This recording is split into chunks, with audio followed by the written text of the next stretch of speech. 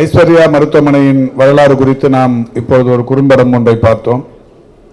இந்தியாவில் ஏறத்தாழ 60க்கும் மேற்பட்ட மருத்துவமனைகளை, குறிப்பாக தமிழ்நாட்டில் ஒரு 30 மருத்துவமனைகளை நிறுவி மிக சிறப்பான வகையில் மருத்துவ சேவை ஆற்றிக் கொண்டிருக்கின்ற ஒரு குழுமம் தான் ஐஸ்வர்யா மருத்துவ குழுமம். இந்த குழுமத்தின் சார்பில் இன்றைக்கு இந்த பகுதியில் புதிய பன்னோக்கு மருத்துவமனை ஒன்று திறந்து வைக்கப்பட்டிருப்பது என்பது மகிழ்ச்சிக்குரிய ஒன்று. இந்த மருத்துவமனை திறப்பு விழா நிகழ்வில் இன்னொரு கூடுதல் சிறப்பாக 100 இருதய அறுவை சிகிச்சைகள் இலவசமாக செய்யப்படும் என்கின்ற அறிவிப்போடு இது தொடங்கப்பட்டிருக்கிறது. ஆங்கிலத்தில் ஒரு படமொழி சொல்வார்கள், well begun is half done என்று. எதையும் முறையாக செய்தால் அது பாதி முடிந்ததற்கு சமம் என்கின்ற வகையில் இந்த மருத்துவ சேவையை தொடங்குகிற போதே 100 அறுவை சிகிச்சைகள் இலவசம் என்கின்ற வகையில் இது தொடங்கப்பட்டிருப்பது என்பது உண்மையிலேயே மிக சிறந்த மருத்துவ சேவையை எதிர்காலத்தில் இந்த மருத்துவமனை அளிக்கவிருக்கிறது என்பதற்கு ஒரு சான்றாகும். அந்த வகையில் இன்றைக்கு இந்த நிகழ்ச்சி மிக சிறப்பாக நடைபெற்றுக் கொண்டிருக்கிறது. 2007 என்று நினைக்கிறேன், சென்னையில் இதே ஐஸ்வர்யா செயற்கை கருத்தறுத்தல் மையம் அடையாறு பகுதியில் திறந்து வைக்கும் வாய்ப்பினை அன்றைக்கு நான் பெற்றேன். இன்றைக்கு ஒரு 18 ஆண்டுகளுக்கு பிறகு மீண்டும் ஐஸ்வர்யா மருத்துவமனையை திறந்து வைக்கும் ஐஸ்வர்யம் எனக்கு கிடைத்திருப்பது என்பது மிகப்பெரிய அளவில் நான் மகிழ்கிற ஒன்று. இன்றைக்கு தமிழ்நாட்டின் மருத்துவ கட்டமைப்பு என்பது நீங்கள் அனைவரும் நன்றாக அறிவீர்கள். கடந்த ஒரு வாரத்திற்கு முன்னால் அயலக தமிழர்களின் தினம் தமிழ்நாட்டில் கொண்டாடப்பட்டது. அப்போது இந்தியாவின் சுற்றுலாத்துறையின் சார்பில் ஒரு புள்ளி விவரங்கள் தெரிவிக்கப்பட்டது. அதில் பல்வேறு நாடுகளிலிருந்து, குறிப்பாக 70க்கும் மேற்பட்ட நாடுகளிலிருந்து இந்தியாவுக்கு மருத்துவத்திற்காக இன்றைக்கு வர தொடங்கி இருக்கிறார்கள். இதற்கு முன்னால் எல்லாம் இந்தியாவில் இருப்பவர்கள், குறிப்பாக தமிழகத்தில் இருப்பவர்கள் வெளிநாடுகளுக்கு சென்று மருத்துவம் பார்ப்பது என்பது அவசியம் என்கின்ற நிலை இருந்தது. ஆனால் இன்றைக்கு அந்த நிலை மாறி பல்வேறு வெளிநாடுகளைச் சேர்ந்தவர்கள் இன்றைக்கு தமிழ்நாட்டிற்கும் இந்தியாவின் வேறு பகுதிகளுக்கும் கூட வந்து மருத்துவம் பார்க்கிற நிலை என்கின்ற அளவில் உயர்ந்திருக்கிறது. அதில் சொல்லப்பட்டிருக்கிற ஒரு முக்கியமான செய்தி என்னவென்றால், இந்தியாவை பொறுத்தவரை 36 மாநிலங்கள் இருக்கிறது. இந்த 36 மாநிலங்களில் மருத்துவத்திற்காக வெளிநாடுகளிலிருந்து வருபவர்களில் 25% பேர் தமிழ்நாட்டிற்கு மட்டும் வருகிறார்கள் என்பது ஒரு மிகப்பெரிய அளவில் மகிழ்ச்சியான ஒரு விஷயம். அமைச்சர் மா சுப்பிரமணியம் அவர்கள் இந்த நிகழ்ச்சியில் எல்லாரும் சேர்ந்து என்ன பேசணுமோ அதை மொத்தத்தையும் பேசிட்டார். 105 மடங்கு பேசிட்டார். இனிமேல் அந்த ஏரியாக்குள்ளே நம்ம தொடர முடியாது. ஒரு சுகாதார அமைச்சர் என்னையா பண்ணிட்டு இருக்கான்னு சொன்னால், அவர் பண்ணது மட்டுமில்லை, தமிழ்நாட்டு அரசு என்ன பண்ணுது, தனியார் மருத்துவமனை என்ன பண்ணுது, ஐநா சபையில் போய் பரிசு வரைக்கும் மொத்தத்தையும் சொல்லிவிட்டார். இவ்வளவு விஷயத்தை சொல்லுவேன் நான் சத்தியமாக கனவோடு எதிர்பார்க்கல. அவருக்கு முதல்ல மனப்பூர்வமாக ஒரு பாட்டுக்கு தெரிவிக்கிற பிரமாமல் கைது கொடுத்துருங்க.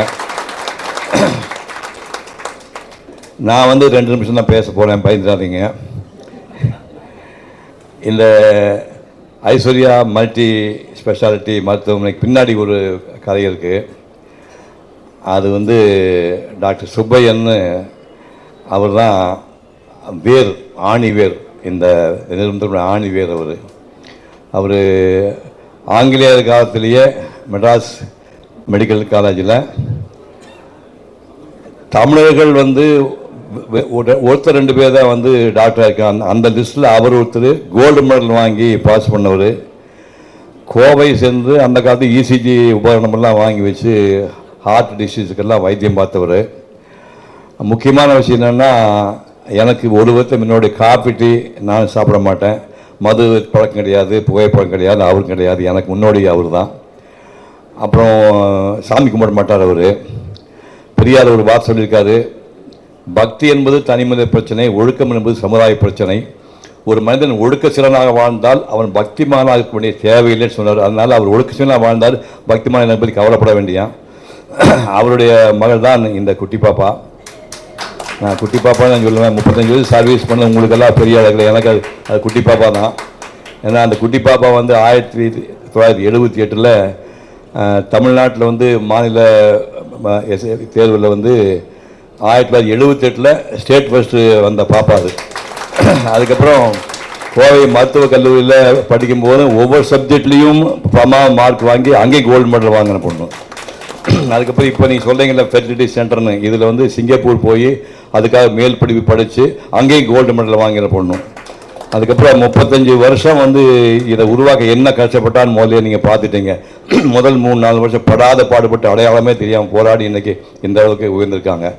அப்புறம் அதுக்கு மேலே சொல்ல வேண்டியதில்லை, வேல்சாமி அவர் வீட்டுக்காரரு, அவரும் சாதாரண நாடு இல்லை, All India Institute of Medical Science டெல்லியில் போய் எல்லா சப்ஜெக்ட்லேயும் ரேங்கில் பாஸ் பண்ணி கோல்டு மெடல் வாங்கினார்.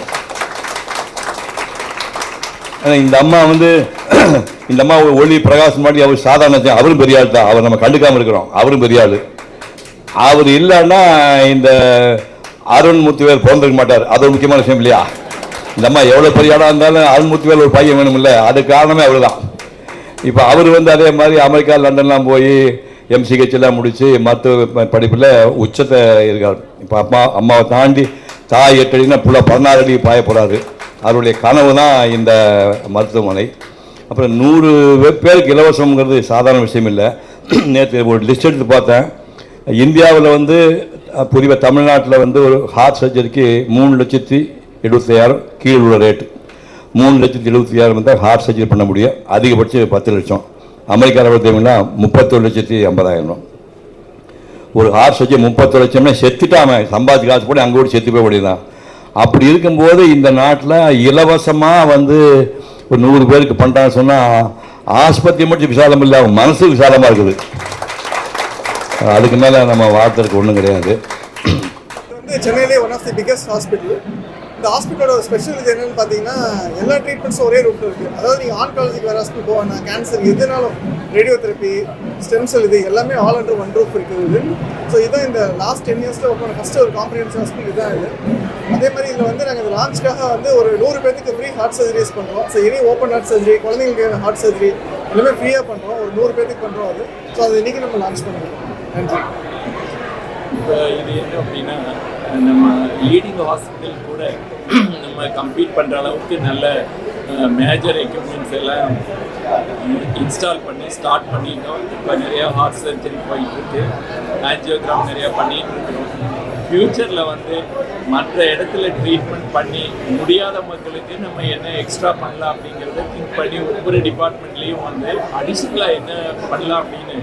ஃபார் எக்ஸாம்பிள் ஒரு இது எடுத்துக்கிட்டோம்னா, கேன்சர் இருக்குது, அதுக்கு சர்ஜரி பண்ணுறாங்க, கீமோதெரப்பி கொடுக்குறாங்க, அதில் முடியலனா கூட ஃபர்தராக ஸ்பெஷல் ட்ரீட்மெண்ட் எல்லாம் பண்ணுற மாதிரி ஒரு ரிசர்ச் லேபும் ஆரம்பிச்சிருக்கிறோம். இந்த கார் என்கே தெரப்பி, இந்த மாதிரி இது நிறையா நியூ ட்ரக்ஸ் டெவலப்மெண்ட்டு, இந்த மாதிரி ஐட்டம் எல்லாம் நம்ம வந்து மற்ற இடத்துல இல்லாதவங்களுக்கு கூட நம்ம செய்கிற மாதிரி ஒரு சென்னையில் இந்த ஹாஸ்பிட்டலில் ஒன் ஆஃப் த பெஸ்ட் இந்த வேர்ல்டுன்னு சொல்கிற அளவுக்கு கொண்டு போகலாம் அப்படிங்கிறத நம்மளுடைய எய்ம். அதுக்கு வேண்டிய இதை நம்ம அயராது உழைச்சி அந்த மாதிரி கொண்டு வருவோம் அப்படிங்கிறத இந்த நேரத்துக்கு சொல்ல விரும்புகிறோம். துறை என்பது வந்து அது ஒரு சேவையான துறை. அதை வந்து எங்கள் குடும்பம் வந்து ஒரு மனித நேயத்துக்காக, சேவைக்காகவே வந்து 40 வருடமாக வந்து அர்ப்பணித்திருக்கோம். ஸோ இன்றைக்கி வரக்கூடிய ரொம்ப அதிகமான வந்து வியாதிகளுக்கு, நோய்களுக்கெல்லாம் வந்து ரொம்ப சிறப்பாக எல்லா வகையான அதாவது சிகிச்சை பண்ணுற மாதிரி தான் நம்ம பிளான் பண்ணியிருக்கோம்.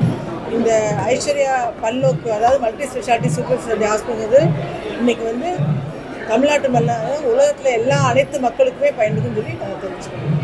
இப்போ 100 பேருக்கு வந்து நீங்கள் இலவசமாக பண்ணுறாங்க, எது மாதிரி அடிப்படையில் இலவச மெடிக்கல் செக்அப், மெடிக்கல் ரிப்போர்ட்ஸை வச்சுட்டு அதில் வந்து யாருக்கெல்லாம் சர்ஜிக்கல் தேவைப்படுமோ, அதாவது பிறந்த குழந்தையிலிருந்து வயதான வரைக்கும் எல்லா வயதானவுக்கும் தேவைப்படும்.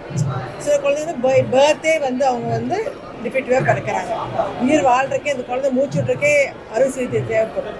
ஸோ இது எல்லாமே வந்து மெடிக்கல் கமிட்டி இருக்குது. கமிட்டி வந்து ரிப்போர்ட்ஸ் எல்லாம் பார்த்துட்டு அந்த பேஸ் பண்ணி வந்து அவங்க சர்ஜரி கொடுத்தாங்க. டிஸ்டர்விங் பீப்புளுக்கா இந்த அளவுக்கு டிஸ்டர்விங், இப்போ நீங்கள் ஒரு கொஞ்சம் முடியாதவங்க, இது ரொம்ப காஸ்ட்லியாக இருக்குது, வேறு இடத்துல நீங்கள் கொஞ்சம் பண்ணி கொடுங்க அப்படின்னா அந்த மாதிரி ஜனங்களுக்காக மேக்ஸிமம் பார்த்து கரெக்டானவங்களுக்கு போய் சேர்ற மாதிரி பண்ணலாம். இந்த ஆன்லைன் ரிஜிஸ்ட்ரேஷன் மாதிரி இருக்கா சார்?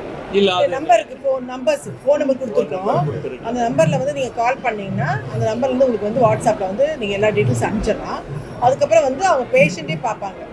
பேஷண்ட் எங்கள் மெடிக்கல் கமிட்டி வந்து ஹார்ட் டிபார்ட்மெண்ட் அவங்க பார்த்துட்டு ஸோ யாருக்கெல்லாம் என்ன மாதிரி ஒருத்தருக்கு வந்து மெடிக்கல் ட்ரீட்மெண்ட்டே தேவைப்படும் இல்லையா, எல்லாத்துக்கும் சர்ஜரி தேவைப்படாது இல்லையா, ஸோ அதை பார்த்துட்டு சர்ஜரி தேவைப்படுறவங்களுக்கு லேட் இல்லாமல் எவ்வளோ சீக்கிரமாக பண்ண முடியுமோ அதெல்லாம் பண்ணுற மாதிரி தான் இருக்கும். அது விருப்பு வெறுப்பு இல்லாமல் பெரிய ரெக்கமெண்டேஷன் இல்லாமல் இவங்களுக்கு தேவை, இவங்க மேலே அமௌண்ட் கட்ட முடியாது அப்படின்னா கண்டிப்பாக அவங்களுக்கு சர்ஜரி நடக்கும்.